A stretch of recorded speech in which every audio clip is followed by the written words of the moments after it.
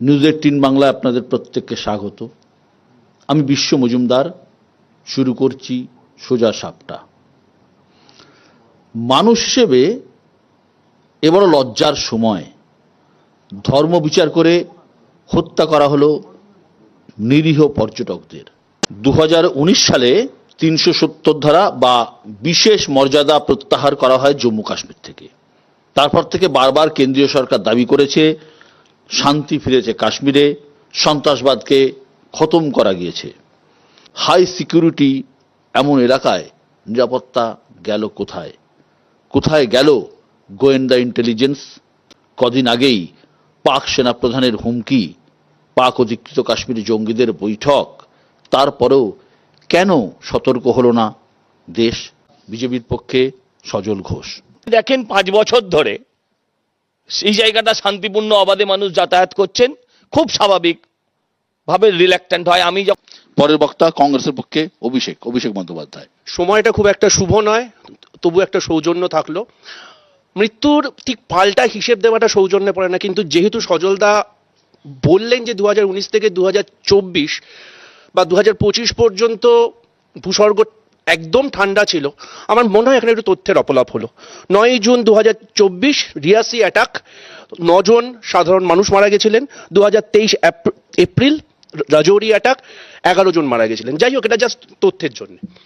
যেটা নিয়ে বক্তব্যটা শুরু, যেটা সজলদা আরেকবার বলবার চেষ্টা করলেন যে উনি অন্য কোথাও মোমবাতি দেখতে পাননি, রাস্তায় বেরিয়েছিল মোমবাতি। জাতি, ধর্ম, বর্ণ নির্বিশেষে, রাজনৈতিক দল নির্বিশেষে যারা বিজেপিকে ভোট দেয় না তারাও, এটাই ভারতবর্ষ।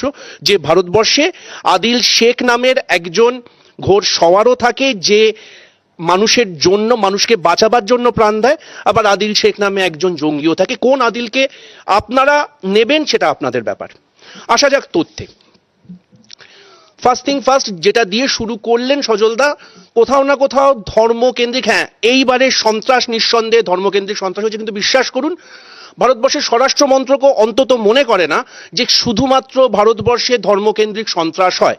স্বরাষ্ট্র মন্ত্রকে যে লিস্ট আছে, সেখানে যে 45টা সন্ত্রাসবাদী সংগঠন আছে, তার ভেতর মাওবাদীরা যেমন আছে, বোরোল্যান্ডের বিচ্ছিন্নতাবাদীরা যেমন আছে, আলফারা আছে, অল ইন্ডিয়া টাইগার ফোর্সে মানে অল ইন্ডিয়া টাইগার ফোর্স আছে, এলটিটিরা আছে, খালিস্তানি আন্দোলনরা আছে এবং কামতাপুরীরা আছে, এবং সবাই হয়তো মুসলিম নয় কিন্তু অবশ্যই সন্ত্রাসবাদী। এবং ভুললে চলবে না, জাস্ট গতকাল এনআইএ, যারা অমিত শাহর স্বরাষ্ট্র মন্ত্রককে রিপোর্ট করে, তারা মালেগাঁও বিস্ফোরণের জন্য সাধ্বী প্রজ্ঞা সহ 16 জনকে দোষী সাব্যস্ত করেছে এবং আগামী 8ই মে তাদের শাস্তি ঘোষণা হবে।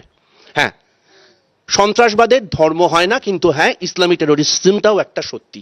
যেরকম সত্যি সেখানে মারা যাওয়া 26 জন সহনাগরিকের ভেতর একজন সংখ্যালঘু মানুষও রয়েছে, একজন খ্রিস্টানও রয়েছে। বন্দুকের গুলিতে ইসলামী মৌলবাদের ক্ষেত্রে তার বুলেটে আমার বাংলার একজন সাহসী সেনা সন্তান আছে, যে ধর্মগত বিশ্বাসের দিক থেকে তিনি হয়তো মুসলিম। এই পার্থক্যটার মানে নেই, এবং এটাই ভারতবর্ষ। যে ভারতবর্ষে যখনই কোনো এরকম আক্রমণ হয়, আমরা হিন্দু, মুসলিম, কংগ্রেস, বিজেপি থাকি না, আমরা ভারতীয় থাকি। এবং গতকালকের সর্বদলীয় বৈঠকে রাহুল গান্ধী অর্থহীন ভাষায় এই কথাটা বলেছেন। হ্যাঁ, আমরা প্রশ্ন চাইবো, আমাদের আভ্যন্তরীণ রাজনীতি আমরা পরে বুঝে নেব। এই মুহূর্তে পাকিস্তানকে জবাবটা দেওয়ার সময় রাহুল গান্ধী, নরেন্দ্র মোদী একই সঙ্গে লড়াই করবেন, এটাই আমাদের উত্তরাধিকার। আমরা কারোর কাছে প্রশ্ন চাই না। আমরা প্রশ্নটা চাই শুধু এই কারণে, হয়তো সেটা ভবিষ্যতে আসবে, ইয়ার অন ইয়ার আমার প্রতিরক্ষা বাজেট 9.5% বেড়ে 6,81,00,000 কোটি টাকা হওয়ার পরও কি করে 1,80,000 সেনা ভ্যাকেন্সি থাকে? এটা বিশ্বাস করতে হবে যে শুধু ক্যামেরা কিনলে হয় না, একজন ক্যামেরাম্যানকেও অ্যাপয়েন্ট করতে, এবং সেটা বিশ্বদা অ্যাপয়েন্ট করেছেন। কিন্তু দুর্ভাগ্যবশত আমি বলছি না, জিডি বক্সি সহ একাধিক যারা সামরিক বিশেষজ্ঞ তারা বলছেন আমার সেনা বাহিনীতে ইনঅ্যাডিকুয়েসি আছে। নিশ্চয়ই এই প্রশ্ন করব। এই প্রশ্নটা করব যে কাশ্মীর উপত্যকায় আমি একটা প্রিপেড মোবাইল ফোন নিয়ে নামতে পারি না, খেলনা বন্দুক নিয়ে ঢুকতে পারি না, সেখানে কি করে বারবার এই ঘটনা ঘটছে। চোর পালানোর পর বুদ্ধি বাড়িয়ে কোনো লাভ নেই। হ্যাঁ, আমরা প্রতিরোধ করব, আমরা অবশ্যই প্রতিশোধ নেব, কারণ ওই 26 জনের ভেতর আমাদের নামও থাকতে পারত।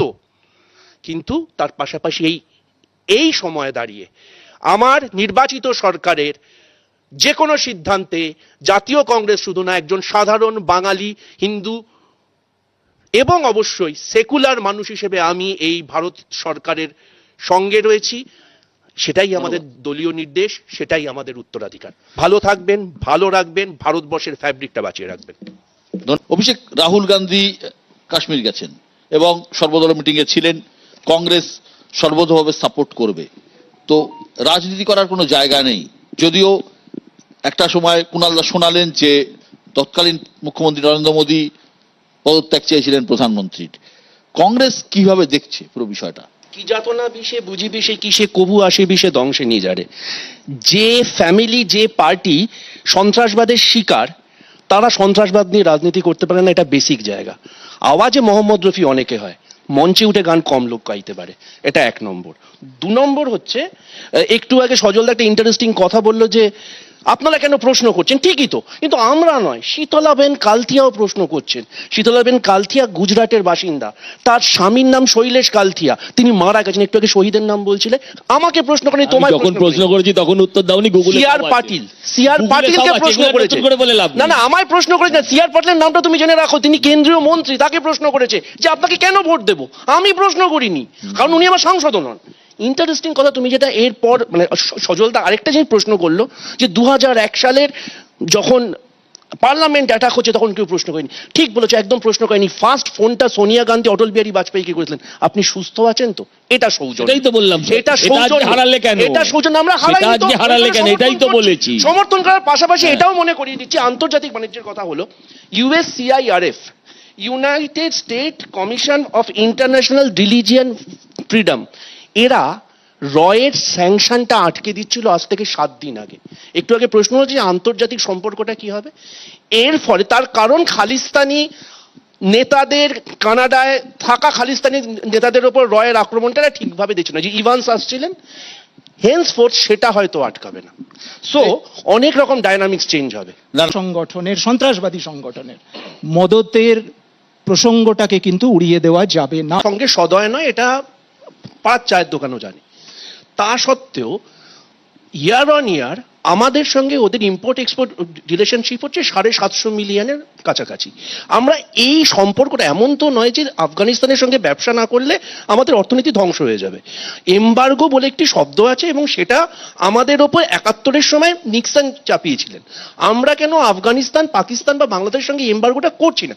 এই ঘটনার পর আমরা জানতে পারলাম যে এতদিন পর্যন্ত পাকিস্তানের সঙ্গে বাণিজ্যটা বহাল তবিয়তে চলতো, শুধু ক্রিকেট বন্ধ করলে তো হবে না, এই সিদ্ধান্তটা তো আমি আপনি নিতে পারবো না। তাহলে সেখানে দাঁড়িয়ে এই প্রশ্রয়টা কেন কেন্দ্রীয় সরকার গত 11 বছর ধরে দিয়ে গেছে?